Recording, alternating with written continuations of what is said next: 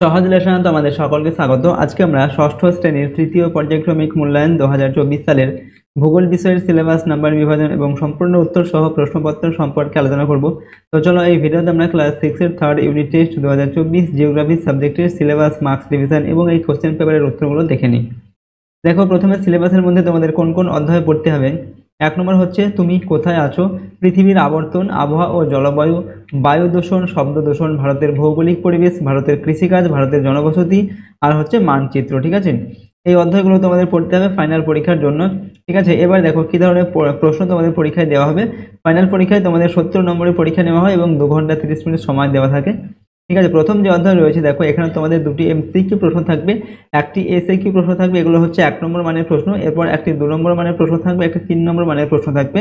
এই অধ্যায় থেকে টোটাল থাকবে 8 নম্বর। এরপর পৃথিবীর আবর্তন, এখান থেকে দুটি থাকবে এমসিকিউ, একটি এসএকিউ, একটি 3 নম্বর মানের প্রশ্ন, টোটাল 6 নম্বর। আবহাওয়া ও জলবায়ু, এখান থেকে দুটি এমসিকিউ প্রশ্ন থাকবে, দুটি এসএকিউ প্রশ্ন থাকবে, একটি 5 নম্বর মানের প্রশ্ন থাকবে, টোটাল 9 নম্বর। বায়ু দূষণ, সেখান থেকে দুটি এমসিকিউ, একটি এসএকিউ, একটি 3 নম্বর মানের প্রশ্ন, টোটাল হচ্ছে 6 নম্বর। শব্দ দূষণ, এখান থেকে দেখো একটি থাকবে এমসিকিউ, একটি এসএকিউ আর হচ্ছে একটি 2 নম্বর মানের প্রশ্ন, টোটাল 4 নম্বর থাকবে। ঠিক আছে, এইভাবে পরের যে অধ্যায় রয়েছে দেখো, ভারতের ভৌগোলিক পরিবেশ, সেখান থেকে থাকবে তোমাদের 5টি ম্যাপ পয়েন্টিং সাধারণত দেওয়া থাকে। ঠিক আছে, কোনো কোনো স্কুলে। এরপরে থাকবে 5টি, এখানে 4টি এমসিকিউ প্রশ্ন থাকবে, 3টি থাকবে এসএকিউ প্রশ্ন, এগুলো 1 নম্বর মানের। এরপর একটি 2 নম্বর মানের প্রশ্ন, একটি 5 নম্বর মানের প্রশ্ন লিখতে হবে। টোটাল হচ্ছে 19 নম্বর থাকবে এই অধ্যায় থেকে। আর ভারতের কৃষিকাজ, এখান থেকে থাকবে দুটি এমসিকিউ, একটি এসএকিউ, একটি 5 নম্বর মানের প্রশ্ন, টোটাল 8 নম্বর থাকবে।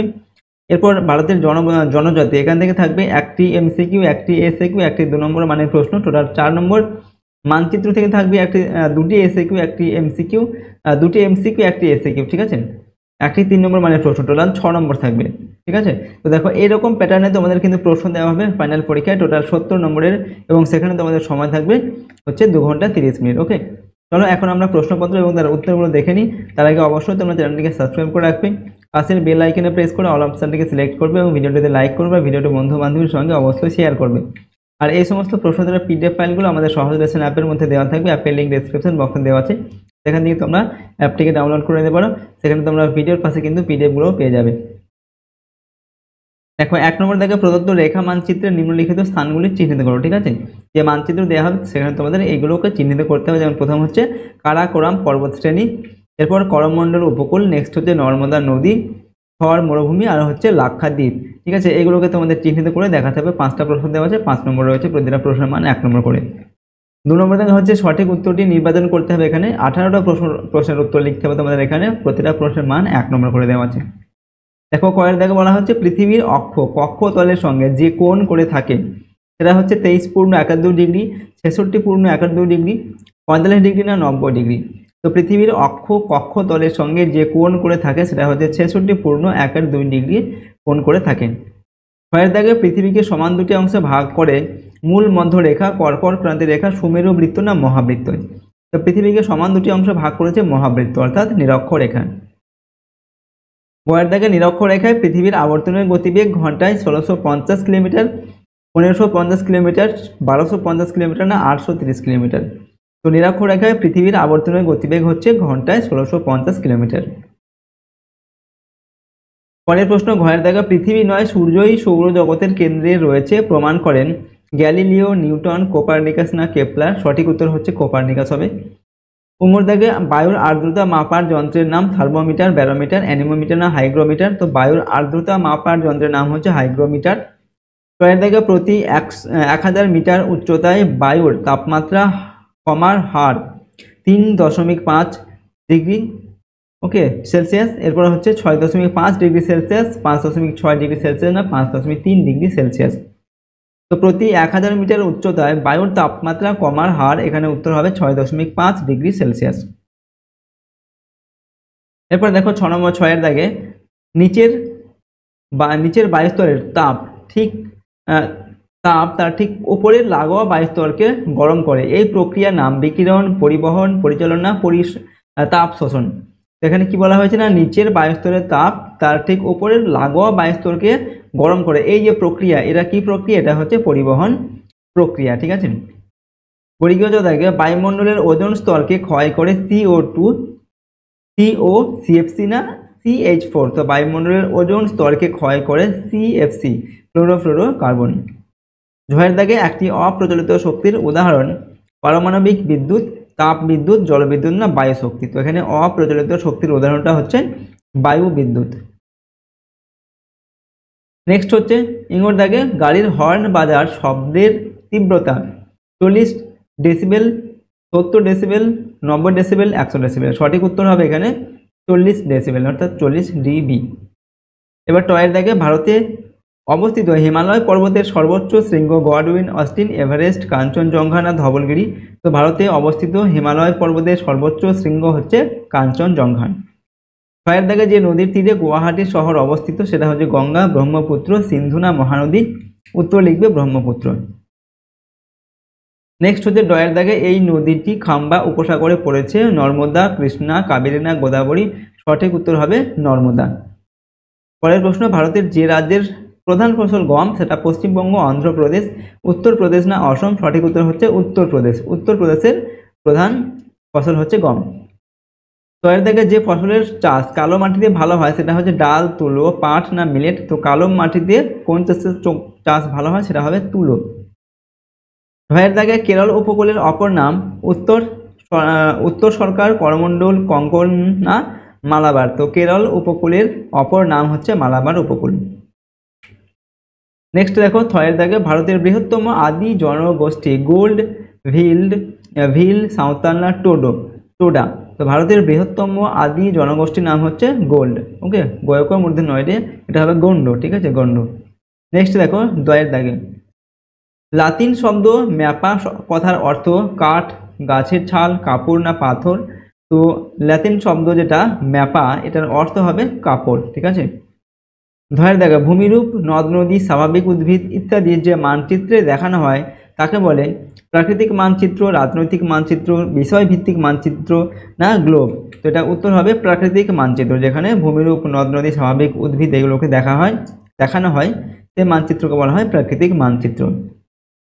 3 নম্বর দাগে নিচের প্রশ্নগুলির নির্দেশ মতো উত্তর দাও। এখানে 3টি প্রশ্নের উত্তর করতে বলা হচ্ছে, প্রশ্নের মান 1 নম্বর করে।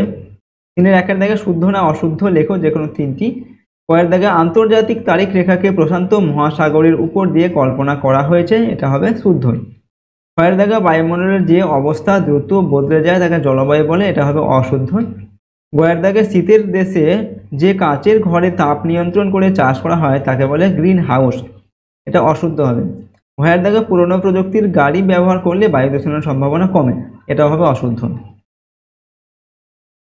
3-এর 2 নম্বর দাগে শূন্যস্থান পূরণ করতে বলা হচ্ছে, যে কোনো 3টি লিখতে হবে, প্রশ্নের মান 1 নম্বর করে। কয়ের দাগে পৃথিবীর থেকে ফিরে যাওয়া তাপের পরিমাণ %। তো পৃথিবীর থেকে ফিরে যাওয়া তাপের পরিমাণ হচ্ছে 35%, যেটাকে বলা হয় অ্যালবেডো। কয়ের দাগে কোনো প্রতিষ্ঠানের সামনে ড্যাশবোর্ড লাগানো থাকলে বুঝে নিতে হবে যে সেখানে হর্ন বাজানো নিষিদ্ধ। তো কোনো প্রতিষ্ঠানের সামনে লাইসেন্স বোর্ড ঝোলানো থাকলে বুঝে নিতে হবে সেখানে হর্ন বাজানো নিষিদ্ধ। গয়ের দাগে ভারতের মরু অঞ্চল দিয়ে যে অন্তর্বাহিনী নদী প্রবাহিত হয়েছে তার নাম ড্যাশ। তো তার নাম হবে লুনি। ওকে। গয়ের দাগে উত্তর পূর্ব ভারতের জঙ্গল পুড়িয়ে জমি তৈরি করে চাষ করার প্রথাকে বলে ড্যাশ। তো উত্তর লিখবে উত্তর পূর্ব ভারতে জঙ্গল পুড়িয়ে জমি তৈরি করে চাষ করার যে প্রথা সেটাকে বলা হয় ঝুম চাষ। 3-এর 3 নম্বর নিচের প্রশ্নগুলির সংক্ষিপ্ত উত্তর দাও, যে কোনো 3টি লিখতে হবে, প্রশ্নের মান 1 নম্বর করে। কয়ের দাগে আমাদের দেশ কোন গোলার্ধে অবস্থিত? তো আমাদের দেশ উত্তর গোলার্ধে অবস্থিত। কয়ের দাগে ভারতের একটি প্রবাল দ্বীপের নাম লেখো। তো ভারতের একটি প্রবাল দ্বীপের নাম হচ্ছে লাক্ষা দ্বীপপুঞ্জ। গয়ের দাগে ভারতের পার্বত্য অঞ্চলের ঢালু জমিতে কোন ফসলের চাষ ভালো হয়? তো দেখো ভারতের পার্বত্য অঞ্চলের ঢালু জমিতে চা বা বাগিচা ফসলের চাষ ভালো হয়। ঘয়ের দাগে মানচিত্রে কিভাবে নর্থ লাইন দেখানো হয়? তো উত্তর কি হবে? মানচিত্রে নর্থ লাইন এভাবে, ঠিক আছে, উপরে অ্যারো চিহ্ন দিয়ে উত্তর এভাবে চিহ্নিত করে দেখানো হয়। পরের প্রশ্ন 3-এর 4 নম্বর দাগে ক স্তম্ভের সঙ্গে খ স্তম্ভ মিলিয়ে লেখো। এখানে 3টি প্রশ্নের উত্তর লিখতে হবে। 1 নম্বর করে প্রশ্নের মান। ক স্তম্ভে দেওয়া আছে পশ্চিম ঘাট, ভিল, বাদামি রং। খ স্তম্ভে দেওয়া আছে মধ্যপ্রদেশ পর্বত আর হচ্ছে সহ্যাদ্রি। তো পশ্চিম ঘাট এটা হচ্ছে সহ্যাদ্রি, 3 নম্বর সঙ্গে মিলবে। এবার হচ্ছে ভিল, এটা হচ্ছে মধ্যপ্রদেশে অবস্থিত। আর বাদামি রং হচ্ছে পর্বতের রং, বাদামি করা হয় মানচিত্রের, ঠিক আছে, মানচিত্রের মধ্যে আর কি। 4 নম্বর থেকে নিচের প্রশ্নগুলির সংক্ষিপ্ত উত্তর দাও। প্রশ্নের মান 2 নম্বর করে 4টি প্রশ্নের উত্তর লিখতে হবে, 4 দুগুণ 8 নম্বর। কয়ের দাগে বলা হচ্ছে মহাবৃত্ত কাকে বলে, অথবা পৃথিবীর প্রধান 4টি অক্ষরেখার নাম লিখো। তো যে কোনো একটি প্রশ্নের উত্তর লিখতে হবে, ঠিক আছে, অথবা দিয়ে দেওয়া আছে। তো আমরা দেখো এখানে উত্তর লিখছে, নিরক্ষরেখা পৃথিবীকে উত্তর এবং দক্ষিণ দুটি সমান গোলার্ধ দিয়ে ভাগ করেছে, তাই নিরক্ষরেখাকে মহাবৃত্ত বলে। কয়ের দাগে শব্দ দূষণের ফলে শরীরে দেখা যায় এমন দুটি সমস্যা উল্লেখ করো, অথবা তোমার বাড়ির আশেপাশে শব্দ দূষণের দুটি উৎসের নাম লিখুন। তো এখানে 1 নম্বর দিয়ে আমরা লিখছি শব্দ দূষণের ফলে কি কি সমস্যা হয় সেগুলো দেখো। শব্দ দূষণের ফলে ধীরে ধীরে শোনার ক্ষমতা কমে যেতে পারে। 2 নম্বর হচ্ছে অনেকক্ষণ ধরে জোরে বা একঘেয়ে শব্দ ক্লান্তি, যন্ত্রণা ও বিরক্তির সৃষ্টি করে। তো এইগুলো হচ্ছে শব্দ দূষণের ফলে আমাদের সমস্যা হয়। আর যদি বলা হয় শব্দ দূষণের উৎস লিখতে, কি লিখবে, যেগুলো হচ্ছে গাড়ির হর্ন বাজানোর শব্দ, মাইকের শব্দ, এইগুলো হচ্ছে শব্দ দূষণের উৎস, এগুলো লিখতে পারো। এরপর কয়ের দাগে কয়াল কাকে বলে, অথবা ভারতের পূর্ব উপকূলীয় সমভূমির দুটি বিভাগের নাম লিখুন। তো কয়াল কিনা মালাবার উপকূলের উপহ্রদগুলিকে কয়াল বলে। উপহ্রদগুলি স্থলভাগ দ্বারা আবদ্ধ এবং লবণাক্ত হ্রদ যার একদিক সমুদ্রে উন্মুক্ত থাকে। ঘয়ের দাগে চেঞ্চু উপজাতীয় কোন উপজাতি কোন রাজ্যে বসবাস করে এবং এরা কোন কোন ভাষায় কথা বলে, অথবা জারোয়া উপজাতি কোথায় বসবাস করে এবং এদের জীবিকা কি। তো যে কোনো একটা লিখতে হবে। দেখো আমরা লিখছি চেঞ্চু উপজাতি মধ্যপ্রদেশ রাজ্যে বসবাস করে এবং এরা চেঞ্চু ও তেলেগু ভাষায় কথা বলে।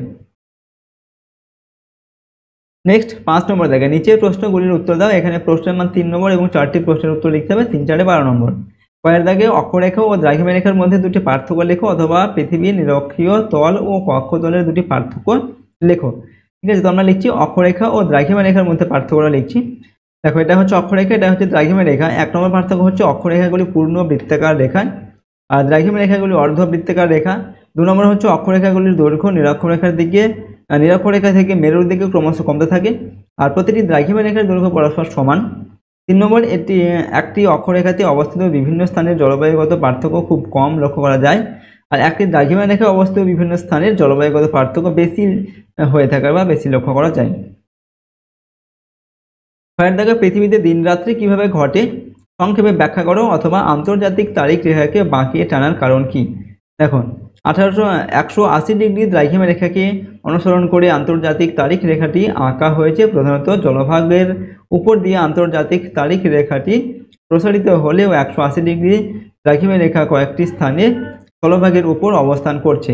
সেই সব স্থলভাগে অবস্থিত পাশাপাশি দুটি জায়গার সময় ও তারিখ নিয়ে খুবই বিভ্রান্তির সৃষ্টি হয়। 180 ডিগ্রি দ্রাঘিমা রেখা অতিক্রম করার সময় স্থানীয় অধিবাসীদের বার ও তারিখ সংক্রান্ত বিভ্রান্তি এড়ানোর জন্যই আন্তর্জাতিক তারিখ রেখাটিকে স্থলভাগ এড়িয়ে জলভাগের উপর দিয়ে কল্পনা করা হয়েছে। তাই আন্তর্জাতিক তারিখ রেখাটি স্থানে স্থানে বাঁকা, স্থানে স্থানে বাঁকা আর কি। বইয়ের দাগে বায়ু দূষণের 3টি কারণ উল্লেখ করো, অথবা বৃষ্টির জলে কিভাবে অ্যাসিড তৈরি হয় এবং তার ক্ষতিকর প্রভাব কি। আমরা লিখছি বায়ু দূষণের কারণ।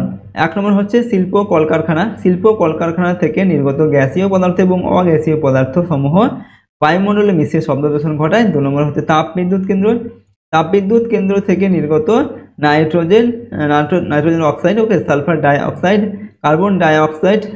কার্বন মনোক্সাইড, ধোঁয়া, কয়লার কণা, উড়ন্ত ছাই ইত্যাদি পদার্থগুলি বায়ুতে মিশে বায়ু দূষণ ঘটায়। 3 নম্বর হচ্ছে যানবাহনের জীবাশ্ম জ্বালানি দহনের ফলে কার্বন মনোক্সাইড, নাইট্রোজেনের বিভিন্ন অক্সাইড, সালফার ডাইঅক্সাইড, কার্বন কণা ইত্যাদি বায়ু দূষণ ঘটায়। ঠিক আছে, তো এইগুলো হচ্ছে বায়ু দূষণের কারণ। বইয়ের দাগে বড় স্কেলের মানচিত্র ও ছোট স্কেলের মানচিত্র বলতে কি বোঝো, অথবা মানচিত্রে 3টি অপরিহার্য উপাদানের নাম লেখো। তো বড় স্কেল মানচিত্র কিনা যে সমস্ত মানচিত্রে কোনো ছোট অঞ্চল যেমন গ্রাম শহর ইত্যাদির মানচিত্র দেখানো হয় সেগুলিকে বড় স্কেল মানচিত্র বলে। আর ছোট স্কেল মানচিত্র হচ্ছে যে সমস্ত মানচিত্রে বিরাট অঞ্চল দেখানো হয়, যেমন পৃথিবী, মহাদেশ ও বিভিন্ন দেশের মানচিত্র, সেগুলিকে ছোট স্কেল মানচিত্র বলে। 6 নম্বর থেকে দেখো নিচের প্রশ্নগুলির উত্তর দাও। প্রশ্নের মান 5 নম্বর করে এবং 3টি প্রশ্নের উত্তর লিখতে হবে, 3 5 15 নম্বর। কয়ের দাগা বায়ুমণ্ডল কি কি পদ্ধতিতে উত্তপ্ত হয়, যে কোনো দুটি পদ্ধতি চিত্র সহ আলোচনা করো, অথবা বায়ুর তাপমাত্রা পৃথিবীর সব জায়গায় একরকম হয় না কেন, তার দুটি প্রধান কারণ চিত্র সহ আলোচনা করো।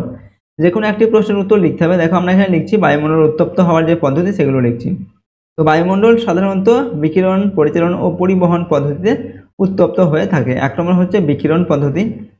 কোনো মাধ্যম ছাড়া বা মাধ্যম থাকলেও তাকে উত্তপ্ত না করে যে পদ্ধতিতে তাপ এক বস্তু থেকে অন্য বস্তুতে চলে যায় তাকে বিকিরণ পদ্ধতি বলে। ঠিক আছে, যেমন এটা হচ্ছে বিকিরণ পদ্ধতির একটি চিত্র। ঠিক আছে, তাপ ভূপৃষ্ঠ থেকে ভূপৃষ্ঠ উত্তপ্ত হওয়ার পর ভূপৃষ্ঠ থেকে যে তাপ সেটা কিন্তু উপরের দিকে বিকিরিত হয়ে যায়। এটা হচ্ছে একটি বিকিরণ পদ্ধতি আর কি।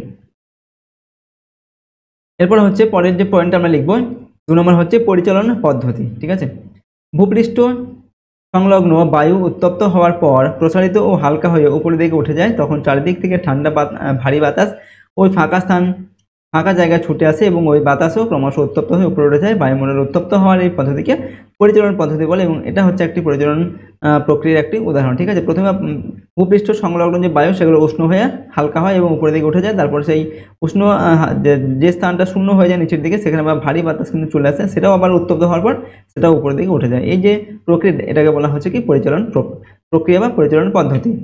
3 নম্বর হচ্ছে পরিবহন পদ্ধতি। যে পদ্ধতিতে কোনো পদার্থের উষ্ণতর স্থান থেকে শীতলতর স্থানে তাপ সঞ্চারিত হয় কিন্তু পদার্থের অণুগুলির কোনো স্থান পরিবর্তন হয় না, তাকে পরিবহন পদ্ধতি বলে।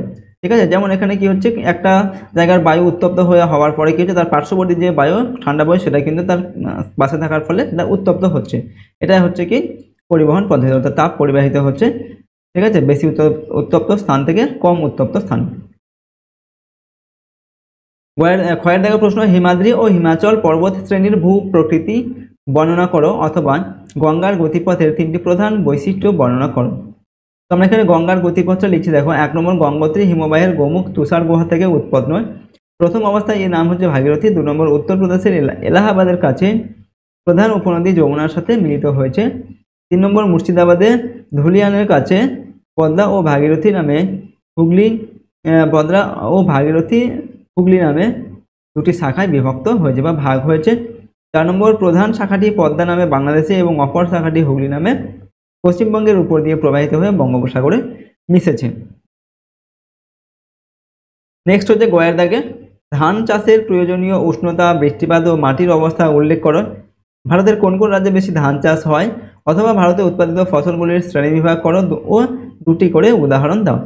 তো যে কোনো একটি প্রশ্নের উত্তর লিখতে হবে। এখানে 2টি প্রশ্ন রয়েছে, আমরা লিখছি। দেখো ভারতে উৎপাদিত ফসলগুলির যে শ্রেণীবিভাগ সেটা লিখছি। ঠিক আছে, তো ভারতে উৎপাদিত ফসলগুলি হলো 1 নম্বর হচ্ছে খাদ্য ফসল, যেমন হচ্ছে ধান, গম, মিলেট এইগুলো। 2 নম্বর সবজি ফসল, যেমন আলু, পটল, বেগুন, এগুলো সবজি ফসল। 3 নম্বর হচ্ছে তন্তু জাতীয় ফসল, যেমন হচ্ছে পাট, তুলো, এগুলো হচ্ছে তন্তু জাতীয় ফসল। 4 নম্বর হচ্ছে পানীয় ফসল, যেমন হচ্ছে চা, কফি, এগুলো হচ্ছে পানীয় ফসল। আর 5 নম্বর হচ্ছে অন্যান্য ফসল, যেমন হচ্ছে ডাল, তৈলবীজ, ওকে, রবার, এগুলো হচ্ছে অন্যান্য ফসল। তো এই সমস্ত যে বিভিন্ন ধরনের ফসল সেগুলো হচ্ছে ভারতে উৎপাদিত বিভিন্ন ফসল, তার শ্রেণীবিভাগগুলো আমরা এখানে করলাম। ঠিক আছে, তো দেখো আজকের এই ভিডিওতে আমরা ক্লাস 6 এর তোমাদের জিওগ্রাফি সাবজেক্টের সিলেবাস, মার্কস রিভিশন এবং একটি কোশ্চেন পেপারের উত্তর কিন্তু আমরা এখানে আলোচনা করলাম। প্রশ্ন এবং উত্তরগুলো কিন্তু খুবই গুরুত্বপূর্ণ তোমাদের যে ফাইনাল পরীক্ষা তার জন্য। তো অবশ্যই তোমরা প্রশ্নোত্তরগুলো ভালোভাবে মুখস্থ করবে এবং প্র্যাকটিস করবে। আর যদি এই চ্যানেল নতুন হয়ে থাকে চ্যানেলটিকে সাবস্ক্রাইব করে রাখবে, ভিডিওটিতে একটি লাইক করবে, ভিডিওটি বন্ধু বান্ধবের সঙ্গে শেয়ার করবে। আর এই সমস্ত প্রশ্নোত্তরের পিডিএফ ফাইল আমাদের সহজ লেসন অ্যাপের মধ্যে দেওয়া থাকবে। অ্যাপের লিঙ্ক ডেসক্রিপশন বক্সে দেওয়া আছে, সেখান থেকে তোমরা অ্যাপ থেকে ডাউনলোড করে নিতে পারো এবং অ্যাপের মধ্যে থেকে তোমরা চাইলে এর পিডিএফগুলো কিন্তু নিতে পারো। তো চলো আজকের এই ভিডিওটিকে আমরা এখানে শেষ করছি। সম্পূর্ণ ভিডিওটি দেখার জন্য অসংখ্য ধন্যবাদ।